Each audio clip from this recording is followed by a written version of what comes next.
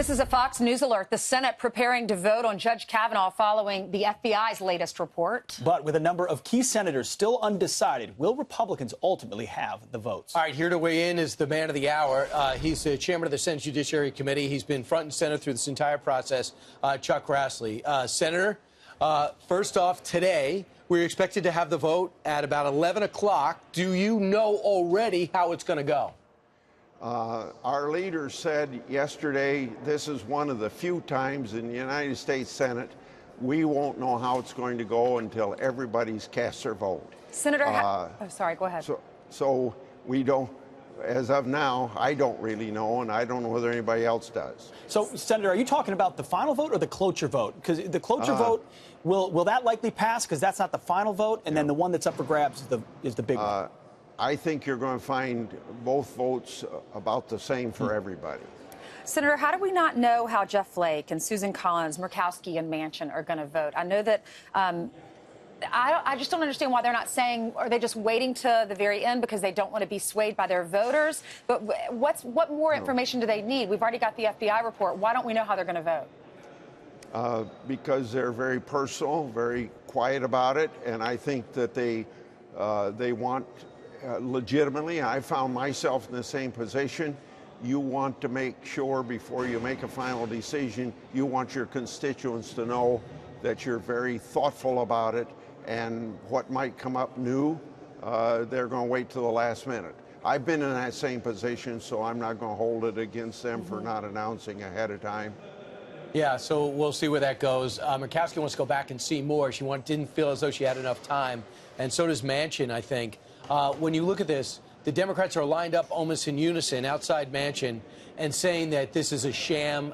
Menendez uses an expletive saying it's all BS, despite the 1,000 pages and the multiple interviews.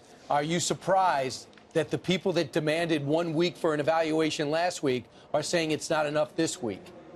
Not only that, but during our last hearing, they said we ought to be having the FBI look at one person, only one person. They ended up looking at about 12 people, but they needed to look at this guy that his last name is Judge.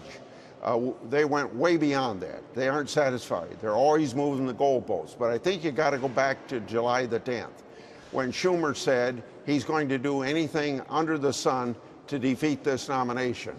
I've been trying to have a fair and thorough and open hearing, and I think we have done exactly that to get everything out on the table. And I've been dealing with a demolition derby on the part of the Democrats, where they've been out to do everything they can to defeat him. And one of the things you would think that they'd be concentrating on is he qualified to be on the court, 12 years on the D.C. Circuit Court, 307 decisions. What is there about this person that he shouldn't be on the Supreme Court? No, his qualifications have not been at issue. Everything that's been at issue is secondary things. Senator, what do you think about these protesters that are attacking your colleagues in elevators? You have Orrin Hatch and Jeff Flake. Yeah. I think that it's a reflection of the incivility of American society generally.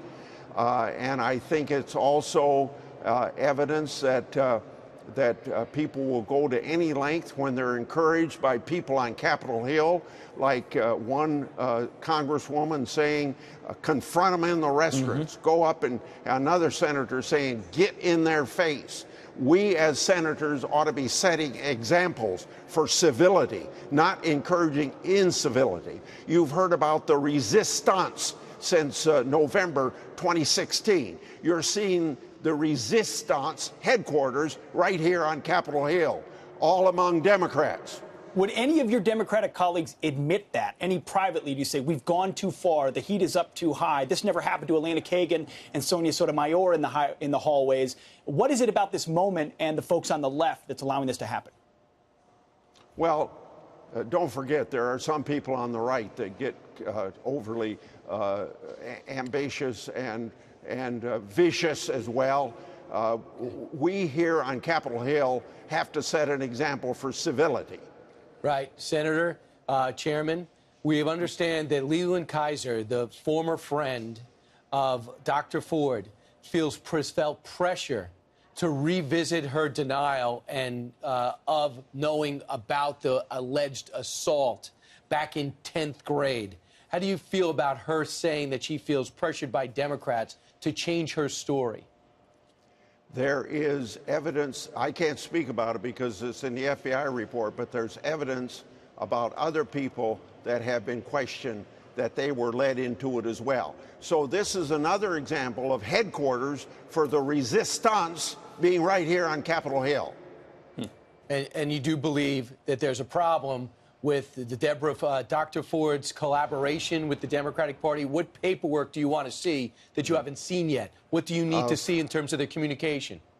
Polygraph, other things that she talked about to the Washington Post. If she can talk to the Washington Post about it, she ought to talk to us.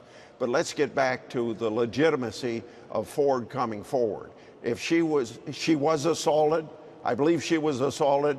There's no corroboration that about her judgment that it was Judge Kavanaugh, but you got to take sexual assault accusations very seriously. We don't do that enough in American society, and this, whether Ford is right about Judge Kavanaugh or not, the fact that we had a forum before my committee bringing to the people's attention the major social problem we have about sexual assault, and we don't talk about it, that is at least one good accomplished by Dr. Ford coming forward, even though she wanted anonymity, and even though Senator Feinstein or other Democrats on the committee didn't protect her, absolutely, her confidentiality. Yeah, thank you for taking that seriously, Senator. Senator Grassley, Good luck today. Appreciate your time. Thank you.